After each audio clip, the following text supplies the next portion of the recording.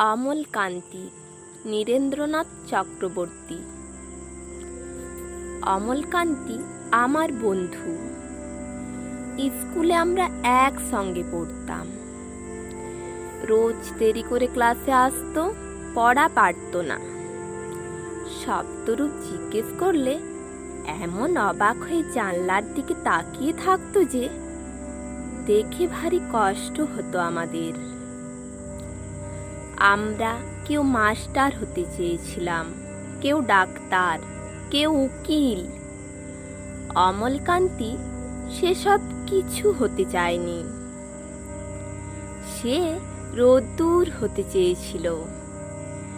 ক্ষান্ত বর্ষণ, কাক ডাকা বিকেলের সেই লাজুক রোদ্দুর। জাম আর জামরুলের পাতায় যা নাকি অল্প একটু হাসির মতন লেগে থাকে।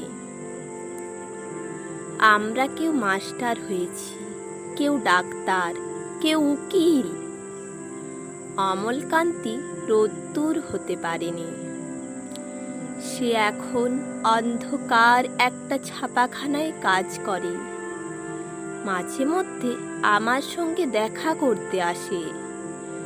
চা খায়, এটা ওটা গল্প করে। তারপর বলে, উঠি তাহলে। আমি ওকে দরজা পর্যন্ত এগিয়ে দিয়ে আসি। আমাদের মধ্যে যে এখন মাস্টারি করে, অনায়াসে সে ডাক্তার হতে পারত। যে ডাক্তার হতে চেয়েছিল, উকিল হলে তার এমন কিছু ক্ষতি হতো না। অথচ সকলেরই ইচ্ছে পূরণ হলো, এক অমলকান্তি ছাড়া।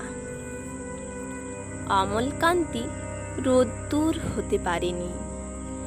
সেই অমলকান্তি রোদ্দুরের কথা ভাবতে ভাবতে ভাবতে ভাবতে যে একদিন রোদ্দুর হতে চেয়েছিল,